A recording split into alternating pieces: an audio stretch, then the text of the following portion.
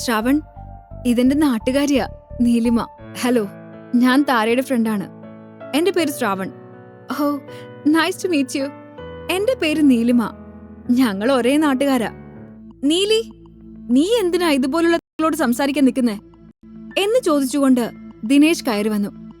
ശ്രാവണിന്റെ classmate ആണ് Dinesh, മേഘയുടെയും രാഹുലിന്റെയും front. Dinesh, നിനക്കിവനെ നേരത്തെ അറിയോ?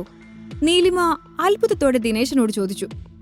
പിന്നില്ലേ, എന്റെ ക്ലാസ്സിലെ ഏറ്റവും വലിയ ദരിദ്രവാസി അതാണിവൻ. ദിനേശും നീലിമയും കൂടി തന്നെപ്പറ്റി ഇത്ര മോശമായ രീതിയിൽ സംസാരിക്കുന്നത് കേട്ടിട്ടും ശ്രാവൺ പ്രതികരിക്കാൻ പോയില്ല. പക്ഷേ താരയ്ക്കത് കേട്ടു നിൽക്കാൻ കഴിഞ്ഞില്ല. സൂക്ഷിച്ച് സംസാരിക്കണം. നിങ്ങൾ വിചാരിക്കുന്ന പോലെ ശ്രാവൺ ഒരു മോശമായിട്ടുള്ള ആളല്ല. ഇനി അവനെക്കുറിച്ച് ഇതുപോലെ തരം താഴ്ന്ന രീതിയിൽ എന്തെങ്കിലും പറഞ്ഞാ ഞാൻ കേട്ടുകൊണ്ടിരിക്കുന്നു നിങ്ങൾ വിചാരിക്കരുത്. താര ദേഷ്യത്തോടെ നീലിമയെ നോക്കി പറഞ്ഞു. ഹോ, അവനെ പറഞ്ഞപ്പോ നിനക്ക് പൊള്ളിയോ? എങ്ങനെ പൊള്ളാതിരിക്കും? നാട്ടിലെ നിന്റെ അവസ്ഥയൊക്കെ എനിക്ക് നന്നായിട്ടറിയാം. ഒരു നേരത്തെ ആഹാരം കഴിക്കാൻ പോലും വകയില്ലാത്തവൾക്ക് ഇത്രയും വലിയ ഗിഫ്റ്റൊക്കെ കിട്ടുമ്പോ എന്ത് തെറ്റിനും കൂട്ടു നിൽക്കാൻ തോന്നും. നാണമില്ലല്ലോ നിനക്ക് ഇതെല്ലാം മേടിച്ചു വെക്കാൻ. നീലിമ താരയെ നോക്കി പുച്ഛത്തോടെ പറഞ്ഞു. തന്നെ എന്തെങ്കിലും പറഞ്ഞതിനേക്കാൾ താരയെ അവർ കളിയാക്കിയതിലായിരുന്നു ശ്രാവണിന് ദേഷ്യം. ദിനേശിന് തക്ക മറുപടി കൊടുക്കാൻ വേണ്ടി തയ്യാറായപ്പോഴേക്കും വേദിയിൽ പരിപാടി ആരംഭിച്ചിരുന്നു. എല്ലാവരോടും സീറ്റിലിരിക്കാൻ സ്റ്റേജിലേക്ക് വന്നൊരാൾ അഭ്യർത്ഥിച്ചു. അത് മാനിച്ചുകൊണ്ട് എല്ലാവരും അവരവരുടെ സീറ്റിൽ പോയിരുന്നു. സ്റ്റേജിൽ പരിപാടിയുടെ സംഘാടകരിൽ ഒരാൾ മൈക്കും പിടിച്ചു കയറി നിന്നു. ഹലോ, നിങ്ങൾക്ക് എല്ലാവർക്കും അറിയാലോ, പാവപ്പെട്ട കുട്ടികളുടെ വിദ്യാഭ്യാസ ആവശ്യത്തിനായി നമ്മളൊരു പിരിവ് നടത്തിയിരുന്നു. സന്തോഷമെന്ന് പറയട്ടെ, ഒട്ടേറെ സുമനസുകളുടെ സഹായം കൊണ്ട് ആവശ്യത്തിലധികം തുക സമാഹരിക്കാൻ കഴിഞ്ഞു. അതിലേറിയ പങ്കും ഞങ്ങൾക്ക് ലഭിച്ചത് ഈ കോളേജിൽ നിന്ന് തന്നെയാണ്. അയാൾ പറഞ്ഞു നിർത്തിയപ്പോഴാണ് ശ്രീനിവാസ് അങ്കിൾ തന്നെ പറഞ്ഞയച്ച ഈ മീറ്റിംഗ് എന്തിനെക്കുറിച്ചുള്ളതാണെന്ന് ശ്രാവണിന് മനസ്സിലായത്. അന്ന് മേഘയെ പരീക്ഷിക്കാൻ വേണ്ടിയാ 25 ലക്ഷം രൂപ ഇവർക്ക് സംഭാവനയായി നൽകിയത്. ദിനേശ്, നീ എത്ര രൂപയാടാ സംഭാവന കൊടുത്തേ? നീലിമ ശ്രാവണും താരയും കേൾക്കാൻ വേണ്ടി ചോദിച്ചു. ഓ, ഞാൻ വെറും 40,000 രൂപയാ നൽകിയത്. വേറെ ഇതുപോലുള്ളൊരു ചാരിറ്റി ആ സമയത്ത് ഞാൻ ചെയ്തിരുന്നു. അതുകൊണ്ട് തന്നെ വെറും 40,000 രൂപ മാത്രമേ എനിക്കപ്പോ കൊടുക്കാൻ കഴിഞ്ഞുള്ളൂ. ദിനേശ് വളരെ അഭിമാനത്തോടെ പറഞ്ഞു. ഓ, യു ഗ്രേറ്റ് ദിനേശ്. അല്ല താര, നീ എത്ര രൂപയാ സംഭാവന കൊടുത്തത്? വല്ലതും കൊടുത്തിട്ടുണ്ടോ? അതോ ഇവര് തരുന്ന ചായയും സ്നാക്സും കഴിക്കാനുള്ള ഐഡിയ ആണോ? പ്രിയപ്പെട്ടവരെ, ഈ പ്രോഗ്രാം കോളേജിനടുത്തുള്ള ഈ റെസ്റ്റോറന്റിലേക്ക് മാറ്റിയതിന് പിന്നിൽ വലിയൊരു കാര്യമുണ്ട്. കുട്ടികളുടെ എഡ്യൂക്കേഷന് വേണ്ടിയുള്ള ഈ പിരിവിൽ 3/4 അധികവും ഞങ്ങൾക്ക് പിരിച്ചു കിട്ടിയിരിക്കുന്നത് CMC കോളേജിൽ നിന്ന്. 10 രൂപ മുതൽ 25 ലക്ഷം രൂപ വരെ ഞങ്ങൾക്ക് സംഭാവന നൽകിയവർ നിങ്ങൾക്കിടയിലുണ്ട്. 25 ലക്ഷം എന്ന് കേട്ടതും എല്ലാവരും അന്താളിച്ചുപോയി. 25 ലക്ഷം തന്ന ആ വലിയ മനുഷ്യൻ തന്റെ പേര് വെളിപ്പെടുത്തരുതെന്ന് പറഞ്ഞിട്ടുണ്ട്. അതുകൊണ്ട് മാത്രം അദ്ദേഹത്തിന്റെ പേര് ഞാനിവിടെ പറയുന്നില്ല. പക്ഷെ അദ്ദേഹത്തിനോടുള്ള നന്ദി ഞാനിപ്പോൾ അറിയിക്കുകയാണ്. എങ്കിലും മറ്റുള്ളവർക്കൊരു പ്രചോദനം എന്ന നിലയിൽ 25,000-ന് മുകളിൽ സംഭാവന ചെയ്തിട്ടുള്ളവരെയാണ് ഇവിടെ വെച്ച് ആദരിക്കുന്നത്. ബാക്കിയുള്ളവരെ ചെറുതായി കാണുകയല്ല, നമ്മുടെ അസൗകര്യങ്ങൾ അവർ മനസ്സിലാക്കും എന്ന് കരുതുന്നു. 25,000-ന് മുകളിൽ സംഭാവന തന്നിട്ടുള്ള 30 പേരാണ്. ഞാൻ അവരുടെ എല്ലാം പേര് വിളിക്കാം. അവർ ഓരോരുത്തരായി സ്റ്റേജിലേക്ക് കടന്നു വന്ന് ആദരവ് ഏറ്റുവാങ്ങേണ്ടതാണ്. ഒടുവിൽ ദിനേശിന്റെ ഊഴമെത്തി. എനിക്കും പറയാനുള്ളത് സ്വന്തം പേര് പോലും വെളിപ്പെടുത്താൻ ആഗ്രഹിക്കാത്ത ആ വലിയ മനുഷ്യനെ പറ്റിയാ. അദ്ദേഹത്തിന്റെ മനസ്സ് അത്രയും വലുതായതുകൊണ്ട് മാത്രമാണ് അദ്ദേഹം ഇത്തരത്തിലൊരു തീരുമാനം കൈക്കൊണ്ടത്. അതേസമയം ഇവിടെ മറ്റു ചിലരുണ്ട്, വെറും 10 രൂപ സംഭാവന കൊടുത്തിട്ട് പബ്ലിസിറ്റിക്ക് വേണ്ടി മാത്രം ഈ ചടങ്ങിൽ പങ്കെടുക്കാൻ വന്നിട്ടുള്ളവർ. ദിനേശ് പറഞ്ഞു കഴിഞ്ഞതും സദസ്സിലുള്ളവർ എഴുന്നേറ്റ് നിന്നു. ഇത്രയും നാണം കെട്ട പ്രവൃത്തി ചെയ്തിട്ട് ഇവിടെ വന്നിരിക്കുന്ന ആ മാന്യൻ ആരാണ് ബ്രോ? എല്ലാവരും ഒരേ സ്വരത്തിൽ ദിനേശിനോട് അതാരാണെന്ന് ചോദിച്ചു. ദിനേശ് അതിന് മറുപടി പറയാതെ ശ്രാവണിനെ നോക്കി കളിയാക്കി ചിരിച്ചു. നമ്മളിന്ന് വളരെ സന്തോഷകരമായ ഒരു കാര്യം നിർവഹിക്കാൻ വേണ്ടി ഒത്തുചേർന്നിട്ടുള്ളവരാ. ഇത്തരത്തിലുള്ള കാര്യങ്ങൾ നമുക്ക് ദയവ് ചെയ്ത് ഒഴിവാക്കാം. അയാൾ മുന്നിലിരിക്കുന്നവരോട് അഭ്യർത്ഥിച്ചു.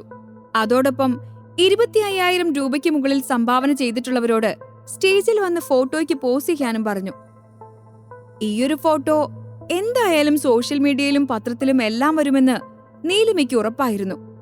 അതുകൊണ്ട് തന്നെ അവൾ ദിനേശിനെ സോപ്പിട്ടു. ദിനേശ്, ഞാനും കൂടി നിന്റെ കൂടെ വന്ന് ഫോട്ടോയ്ക്ക് പോസ് ചെയ്തോട്ടെ? അവൾ കെഞ്ചി ചോദിച്ചതും ദിനേശ് സമ്മതിച്ചു. പക്ഷേ സ്റ്റേജിന് താഴെ നിന്ന വോളണ്ടിയർ സംഭാവന കൊടുത്തവരുടെ ലിസ്റ്റിൽ അവളുടെ പേരില്ല എന്ന് മനസ്സിലാക്കി അവൾ സ്റ്റേജിലേക്ക് കയറുന്നത് തടഞ്ഞുവെച്ചു. സോറി മാഡം, സംഭാവന കൊടുത്തവർ മാത്രം സ്റ്റേജിലേക്ക് കയറിയാൽ മതിയെന്ന സംഘടനയുടെ തീരുമാനം. ദയവായി സഹകരിക്കണം. അയാൾ മാന്യമായി നീലിമയോട് പറഞ്ഞു. പക്ഷെ അവൾ പിന്മാറാൻ തയ്യാറായിരുന്നില്ല. ദിനേശ്, നീ വിളിച്ചിട്ടല്ലേ ഞാൻ വന്നത്, എന്നിട്ട് ഇയാള് പറയുന്നു നോക്കൂ. നീലിമ ദേഷ്യത്തോടെ ദിനേശിനോട് പറഞ്ഞു. അത് കേട്ടതും ദിനേശിന് വോളണ്ടിയറോട് വല്ലാത്ത ദേഷ്യം തോന്നി. അങ്ങോട്ട് മാറ. അവരുടെ വാക്കേറ്റം ശ്രദ്ധിച്ചവർക്ക് നീലിമ യാതൊരുവിധ സംഭാവനയും നൽകാതെ വെറും പബ്ലിസിറ്റിക്ക് വേണ്ടി മാത്രമാണ് സ്റ്റേജിൽ കയറി നിൽക്കുന്നതെന്ന കാര്യം മനസ്സിലായി. സംഭാവന നൽകിയവർക്ക് തന്നെ അവിടെ നിൽക്കാൻ സ്ഥലം തികയുന്നില്ലായിരുന്നു. അതിനിടയിലാണ് അവൾ മാറാതെ അവിടെ തന്നെ നിൽക്കുന്നത്. അതുകണ്ട് ചിലർക്ക് ചിരി വന്നു. എന്നാൽ അതൊന്നും ശ്രദ്ധിക്കാതെ നീലിമ താരയെ നോക്കി നിൽക്കുകയായിരുന്നു. താരയുടെ മുഖത്ത് നോക്കി നീലിമ പുച്ഛത്തോടെ ഒന്ന് ചിരിച്ചു. അത് കണ്ട് ശ്രാവൺ പറഞ്ഞു, ഇനി നമുക്കിവിടെ നിൽക്കണ്ട, പുറത്തേക്ക് പോവാം. രക്ഷപ്പെട്ടല്ലോ എന്നോർത്ത് താര വേഗം എഴുന്നേറ്റു. അവർ രണ്ടുപേരും പുറത്തേക്ക് ഇറങ്ങാൻ വേണ്ടി ആൾക്കൂട്ടത്തിനിടയിലൂടെ നടന്നു. അപ്പോഴാണ് ശ്രാവൺ സംഭാവന നൽകിയ ആ പെൺകുട്ടി അവനെ കാണുന്നത്. ഒറ്റ നോട്ടത്തിൽ തന്നെ അവൾ ശ്രാവണിനെ തിരിച്ചറിഞ്ഞു. സർ സർ സർ ഒന്ന് നിക്ക്, നിങ്ങൾ എങ്ങോട്ടേ പോകുന്നേ? നിങ്ങളല്ലേ ഇവിടുത്തെ ഏറ്റവും വലിയ ഗസ്റ്റ്, നിങ്ങൾ ആദ്യം തന്നെ പോവാണോ? അവൾ പറയുന്നത് കേട്ട് എല്ലാവരും നിശബ്ദരായി. ഇത്രയും വലിയ തുക സമ്മാനമായി നൽകിയ ആളെ കാണാൻ വേണ്ടി എല്ലാവരും അങ്ങോട്ട് ചെന്നു. വളരെ സാധാരണക്കാരനെ പോലെ നിന്നിരുന്ന ശ്രാവണെ കണ്ടപ്പോ എല്ലാവർക്കും അത്ഭുതമായി. ഇതുപോലൊരാൾ ഇത്രയും വലിയ തുക സംഭാവനയെ കൊടുത്തു എന്ന് അവർക്കാർക്കും വിശ്വാസം വന്നില്ല. താൻ പറഞ്ഞത് സദസ്സിലുള്ളവർ വിശ്വസിക്കാത്തത് കണ്ട് ആ പെൺകുട്ടി അന്ന് ശ്രാവൺ പണം കൊടുത്തപ്പോ എടുത്ത ഫോട്ടോ എല്ലാവർക്കുമായി കാണിച്ചു കൊടുത്തു. അന്ന് ഞാൻ സംഭാവനയ്ക്ക് അദ്ദേഹത്തിന്റെ അരികിൽ ചെന്നപ്പോ എന്റെ സുഹൃത്തുക്കളിൽ ആരോ ഫോണില് പകർത്തിയ ഫോട്ടോ ആണിത്. Wow, great. So please come on to the stage. നേരത്തെ സ്റ്റേജിൽ കയറി എല്ലാവരോടും സംസാരിച്ച അയാൾ ബഹുമാനപൂർവ്വം ശ്രാവണിനെ സ്റ്റേജിലേക്ക് ക്ഷണിച്ചു. ആദ്യം അവൻ വരുന്നില്ല എന്ന് പറഞ്ഞെങ്കിലും അയാൾ അഭ്യർത്ഥിച്ചപ്പോ സ്റ്റേജിലേക്ക് കയറാൻ തന്നെ തീരുമാനിച്ചു. തന്റെ അരികിൽ ഒന്നും മനസ്സിലാവാതെ നിൽക്കുന്ന താരയോട് തന്റെ കൂടെ സ്റ്റേജിലേക്ക് കയറാൻ ശ്രാവൺ ആവശ്യപ്പെട്ടു. അവൻ അവളുടെ അടുത്തേക്ക് ചെന്ന് അവന്റെ കൈ നീട്ടി. അവൾ ആ കൈയിൽ പിടിച്ചുകൊണ്ട് അവന്റെ കൂടെ സ്റ്റേജിനരികിലേക്ക് നടന്നു. സർ, എന്റെ കൂടെയുള്ളത് എന്റെ ഫ്രണ്ടാണ്. അവളെ കൂടെ സ്റ്റേജിലേക്ക് കയറ്റിയാ നിങ്ങൾക്കത് അസൗകര്യാകോ? ശ്രാവണിന്റെ വിനയത്തോടെയുള്ള ചോദ്യം അവർക്ക് നിഷേധിക്കാൻ കഴിഞ്ഞില്ല. പിന്നെന്താ, രണ്ടുപേരും സ്റ്റേജിലേക്ക് വരൂ എന്ന് പറഞ്ഞ് അവർ രണ്ടുപേരെയും സ്റ്റേജിലേക്ക് കയറ്റി. ശ്രാവണിനെയും താരയെയും അവർ കൂട്ടിക്കൊണ്ടുപോയിട്ട് സ്റ്റേജിൽ ഫോട്ടോയ്ക്ക് പോസ്റ്റ് ചെയ്തിരുന്നവരുടെ നടുവിലായി കൊണ്ടുപോയി നിർത്തി. അവരും കൂടി നടുവിൽ വന്നതുകൊണ്ട് മറ്റുള്ളവർക്ക് നന്നായി അഡ്ജസ്റ്റ് ചെയ്ത് നിൽക്കേണ്ടി വന്നു. പരിപാടിയുടെ നടത്തിപ്പുകാരൻ എല്ലാവരെയും നോക്കി. അവിടെ നീലിമ മാത്രമാണ് തിക്കി തിരക്കി നിൽക്കുന്നത്.